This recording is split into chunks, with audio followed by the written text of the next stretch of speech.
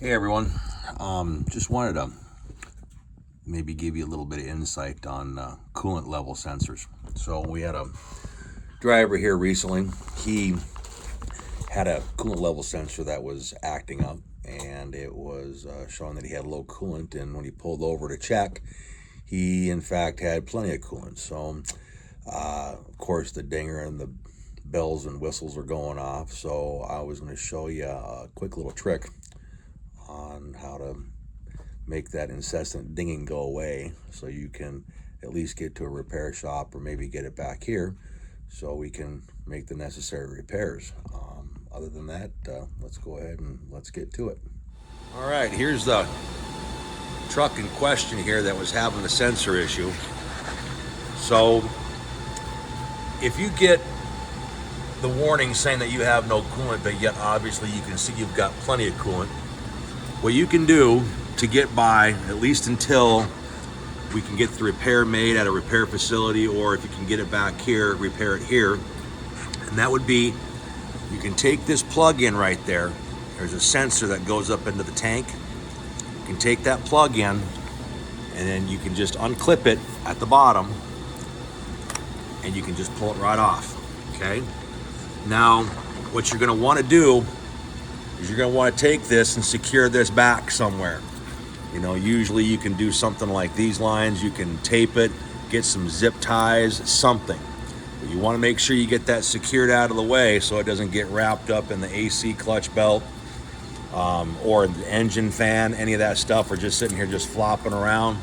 You don't want that. So what you can do is you can take that and tie that off to the side like so, and at least out of the way so we can get you to a repair shop to get the repairs made.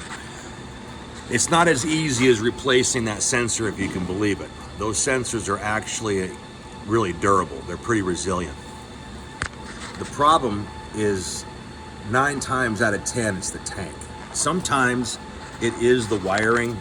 You can see where they've got it zip tied along these metal brackets. Even though they got this Coroplast tape, we call it just hockey tape, it gives it a little bit of a wear protection, but it's not bulletproof. It's still, if you get any kind of vibration, anything like that, it will eventually wear in between, or it'll wear that tape off if it's bolted up against or secured up against something metal, especially if you get dirt and stuff in there, it'll actually wear it away. It's like sandpaper.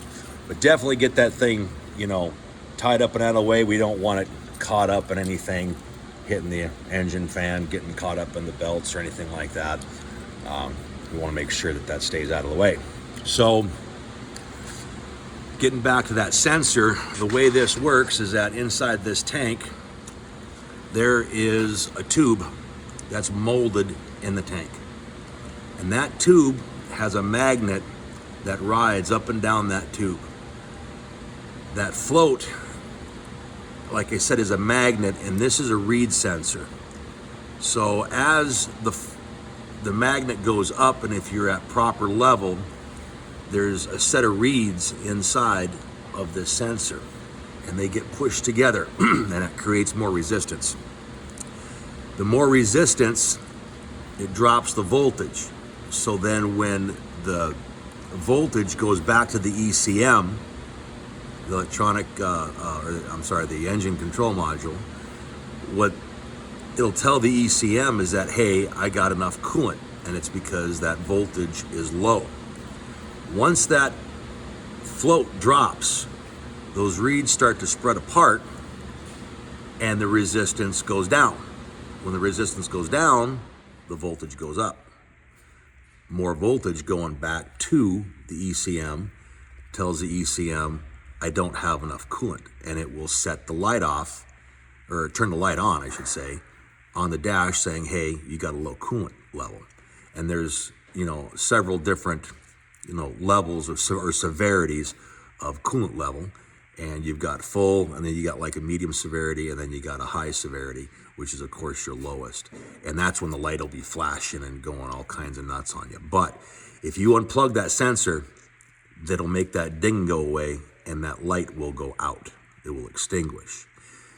but your check engine light will come on. And when your check engine light comes on, be mindful that if you do have another active fault that comes across regarding your after treatment system or anything like that, you will not see that fault. You're gonna have to actively be checking those faults periodically to make sure that you don't have new faults that are getting set. Sometimes it'll report it as you've got a SCR, DEF, or DEF, or DPF problem. Sometimes when you get stuff like this, they'll say connect engine tool, which, doesn't help you guys at all, obviously, but it does. Other faults will become active, but your check engine light will come on. Also, too, be also very mindful that you are not going to get coolant level reporting. So you got to be paying attention. Now you're kind of running an old school method here, to where you basically got to pay attention to what you see, what you smell. Make sure you're checking your gauges. Watch your water temperature like a hawk to make sure you're not overheating. If you do end up with any kind of a leak, as a side note, if it's a small leak, you can crack this cap. Just be very careful. You can crack it, but don't take it completely off and let that pressure vent. So at least you're not generating that pressure, because if it is a small, slight leak, then it won't push out of that leak quite so rapidly, and you could, maybe get to some place to get repaired. But anyway, the only way to clear up this engine or this coolant sensor issue is usually to replace the tank. Once that float starts acting up, we can't do anything about it other than replace the tank. You can't replace the float or anything. So anyway, just as a reminder, that's what you can do to make that ding and go away, but be mindful of what's going on around you. When you go to unplug this sensor too, guys, don't have the engine running, obviously.